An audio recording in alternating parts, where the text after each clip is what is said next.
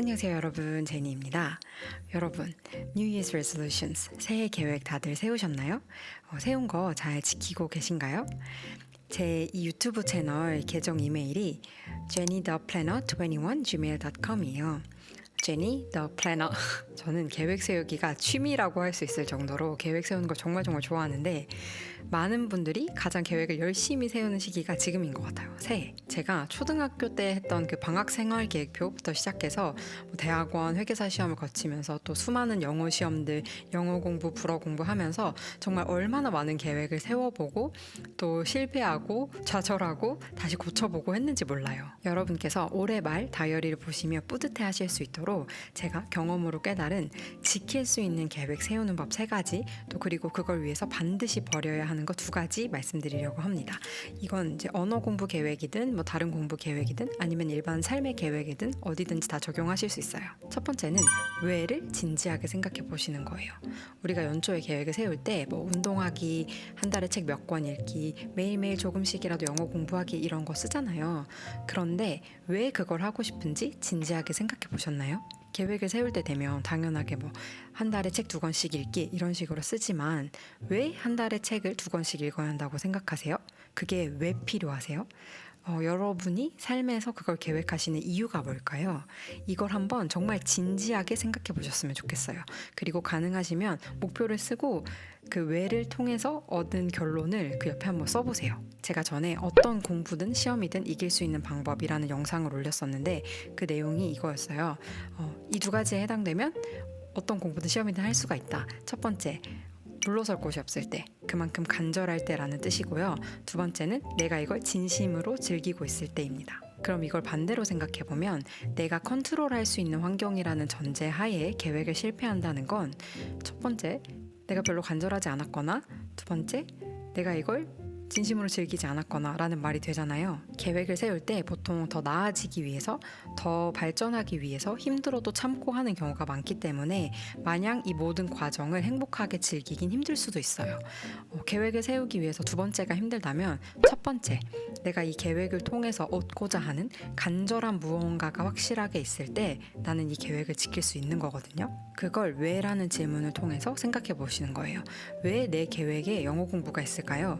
왜 나는 영어 공부를 해야 한다고 생각할까요? 이렇게 왜라는 질문을 던지고 스스로에게 답해보고 이걸 연쇄적으로 한 5번만 해봐도 내가 이 목표가 진짜 내가 원하는 목표인지, 아니면 남들이 다 하니까, 아니면 항상 노력은 했었으니까 그냥 습관적으로 적는 목표인지 아실 수가 있을 거예요. 간절하지 않은, 즉 하면 좋고 안 해도 그만인 이런 목표나 계획들은 과감히 빼버리시는 게 좋아요.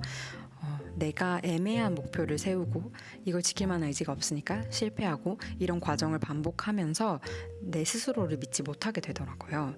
나와의 약속을 지키지 않은 기분이 상당히 안 좋죠. 2번째는 나에 대해서 생각해 보세요.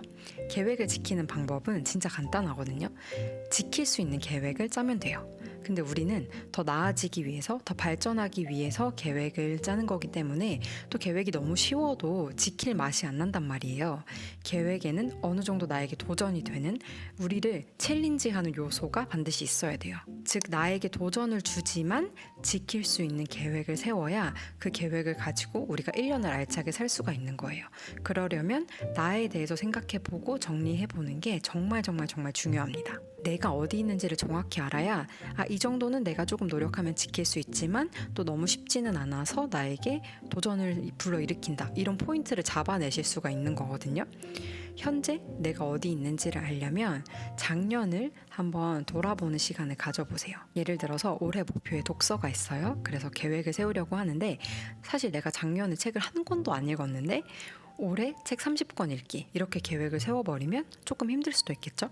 그리고 나는 아침에 일찍 일어났을 때 전체적인 하루의 컨디션을 망치고 오히려 밤에 조용할 때 효율이 올라가는 사람인데, 이럴 때 내가 굳이 미라클 모닝을 계획을 할 필요가 있을까요? 나의 현재 모습을 좀 객관적으로 보려고 노력을 하고, 이 정도는 내가 더 할 수 있겠다, 이 정도는 내가 내 꿈과 목표를 위해서 할 의지가 있다 라고 싶은 걸 잘 생각을 하셔서 계획을 세울 때 반영을 하시면 좋습니다. 그러면 급발진을 막고 돈도 아낄 수 있습니다, 여러분. 제가 그런 경험 진짜 많거든요. 고3 때 여름방학이라고 또 대차게 급발진해가지고 독서실 딱 끊었다가 한 달에 5번도 안 갔고요. 20대 초반에는 한 달에 운동을 한 번, 2번도 할까 말까 한데 또 이제 새해라고 급발진해서 헬스장 1년 계약했다가 뭐 초반에만 몇 번 가고 나머지는 기부천사가 되었습니다. 내가 나를 돌아보는 시간을 진지하게 가졌더라면 이런 사태를 막을 수 있었겠죠? 만약에 이틀에 한 번꼴로 배달 음식을 시켜 먹어서 올해 내 목표는 건강한 식습관 만들기라고 세웠다면 매일매일 요리해 먹는 계획은 나에게 급발진일 수 있다. 전에는 이틀에 한 번꼴로 시켜 먹었다면 올해 목표는 뭐 일주일에 딱 2번만 배달 음식 시켜 먹기, 이런 식으로 세워보는 거예요. 세 번째는 휴식도 계획하세요. 휴식을 계획하는 건 우리가 당연히 뭐 AI가 아닌 인간이기 때문에 쉼이 필요한 것도 있지만 우리가 세웠던 계획을 꾸준히 지속 가능하게 하려는 목적도 있어요. 의지가 많은 사람들이 계획을 실패하는 이유 중에 제가 자주 경험했던 건 초반에 의욕이 넘칠 때 막 달리다가 번아웃이 오는 경우, 아니면 세웠던 계획을 중간중간 놓치게 되면서 그러면 해야 할 일들이 조금 밀리잖아요. 그러다 보면 이 밀린 일들을 내가 따라잡을 수 없거나 아니면 그럴 의지조차 생기지 않을 때였어요. 이 2가지 케이스를 다 예방할 수 있는 게 적절한 휴식을 계획하는 거예요. 또 의지가 넘치는 사람들은 언제 쉬어야 될지를 몰라요. 예전에 저는 쉬는 것 자체가 약간 죄책감을 느꼈고, 또 쉬더라도 언제 어떻게 뭘 하면서 쉬어야 될지 몰랐기 때문에 쉬는 것 자체가 스트레스였다. 그래서 20대 초중반까지 한창 열심히 공부하고 이럴 때는 쉬더라도 쉼을 누리지 못하는 사람이었던 거죠. 휴식은 2부분으로 나누어서 얘기를 하고 싶은데요. 첫 번째, 일상의 계획에서는 말 그대로 휴식, 쉴식, 쉬는 거예요. 운동이든 내가 내 삶에서 진행하고 있는 어떤 프로젝트가 됐든 내 에너지를 쏟고 있던 무언가를 내려놓고 내가 그 계획을 다시 이끌고 갈 수 있을 만한 에너지를 얻을 수 있는 활동을 하거나 또는 아무것도 그냥 하지 않고 쉬는 거예요. 사람마다 에너지를 얻을 수 있는 활동은 다 다르기 때문에 본인이 어떨 때 나는 충분히 쉬었고 다시 에너지를 얻는다고 느끼는지 한번 잘 생각해 보세요. 2번째로, 공부 계획에서 휴식은 뉘앙스가 조금 다른데요. 공부 계획에서는 아까 말씀드린 것처럼 우리가 계획한 대로 매일매일 공부를 못하는 경우가 생길 수 있단 말이에요. 물론 완벽하게 지키시는 분들도 계시겠죠. 근데 저는 어쩔 땐 정말 한없이 나약한 인간이라서 내가 10을 계획했으면 10을 하는 날도 있지만 어쩔 때는 8, 9를 하는 날도 있고 뭐 아프거나 그러면 5만 하는 날도 있고 아예 못하는 날도 있고 그래요. 근데 공부라는 거는 진도가 있잖아요. 내가 이번 주 진도를 다 채워야 이제 다음 주 진도를 또 나가고 이러는 건데, 이런 식으로 조금 공백이 생겨버리고 이걸 내가 하루 이틀 안에 다 따라잡지 못하게 돼버리면 그 이후의 계획이 다 틀어지는 거예요. 그래서 뭐 시험을 준비하신다든지 아니면 진도에 맞춰서 계획을 짜서 이제 공부를 해야 하시는 분들 같은 경우에는 무조건 꼭 휴식도 계획을 하셔야 합니다. 틀어지면 안 되는 중요한 계획일수록 꼭 같이 휴식도 계획을 하셔서 그 시간을 내가 중간중간에 어쩔 수 없이 놓친 부분들을 따라잡는 시간으로 사용을 하시거나, 아니면 내가 매일매일 잘 진도에 맞춰서 공부를 해왔어요? 그러면 그냥 그 휴식 시간에는 정말 쉴 수 있는 나에게 보상이 되겠죠? 지금까지 지킬 수 있는 계획 세우는 법 3가지. 첫 번째, 내가 세운 계획에 있어서 왜? 라는 질문을 던져보고 거기서 나오는 이유를 내 계획 옆에 적어보기. 그다음에 2번째, 나에 대해서 파악하고 나에게 어느 정도 도전을 주지만 내가 또 노력하면 지킬 수 있는 계획을 이제 파악한다. 3번째, 적절한 휴식을 꼭 계획한다에 대해서 말씀을 드렸어요. 그런데 이걸 베이스로 계획을 세워도 지금부터 말씀드릴 이 2가지를 버리지 못한다면 세운 계획을 지켜나가기가 정말 어렵습니다. 바로 완벽주의와 리셋 증후군입니다. 제가 이거 둘 다 있었어서 이 2가지가 어떻게 제 계획을 망치는지 정말 많이 경험을 했어요. 일단 완벽주의가 있으면 선택과 집중이 굉장히 어려워져요. 이걸 어떻게 경험을 했냐면, 제가 중고등학교 때 시험 공부를 할 때는 저는 선택과 집중을 전혀 하지 않았어요. 모든 시험 범위를 정말 달달 외울 만큼 공부를 해야 선생님들이 만점이 많이 나오면 안 되니까 그걸 방지하기 위해서 내시는 문제 한두 문제까지도 맞출 수가 있었거든요. 그랬던 제가 호주에 와서 대학원을 다니고 회계사 시험 공부를 하면서 선택과 집중을 하지 않으면 안 되는 시스템 속에 들어오게 됐어요. 양이 너무 방대하고 시험이 다 주관식이다 보니까 모든 부분을 다 깊이 있게 커버하기가 힘들더라고요. 그래서 제 완벽주의를 많이 내려놓는 훈련이 됐습니다. 또 중고등학교 때는 시험을 보면 틀린 한두 문제 때문에 정말 세상 끝난 사람처럼 우울하고 그랬거든요.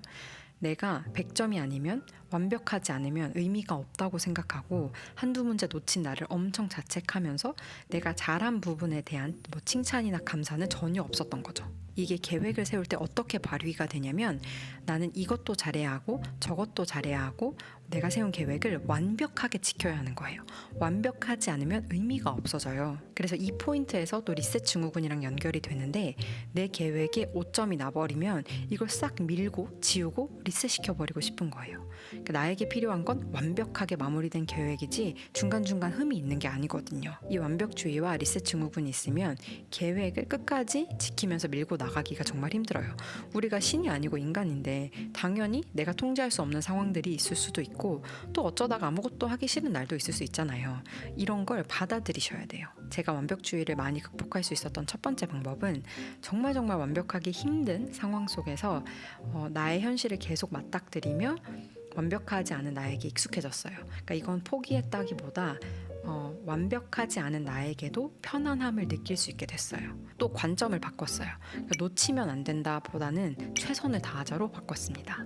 예전에는 100에서 시작해서 내가 놓치는 부분들에 대해서 자책을 했다면 이제는 0에서 시작해서 내가 쌓아가는 과정들에 대한 성취감을 느끼는 거예요. 그 관점을 바꾸게 되면서 내가 좀 놓치거나 실수한 부분이 있더라도 여태까지 쌓아온 것에 대한 뿌듯함이 있고 또 놓친 부분을 자책하는 것이 아니라 놓친 부분에서 배울 점을 찾고 또 다음에는 똑같은 실수하지 말자 이런 식으로 생각이 바뀌더라고요. 오늘은 이렇게 계획에 대해서 얘기를 해봤는데요. 새해에 세우신 계획 다 이루시는 한 해 되시길 바라겠고요. 또 여러분만의 계획 세우는 팁이나 노하우가 있으시면 댓글창에 공유해 주시면 정말 감사하겠습니다. 그럼 여러분 늦었지만 새해 복 정말 많이 받으시고 저는 다음 영상에서 뵙도록 할게요. 영상 봐주셔서 정말 감사합니다. 안녕.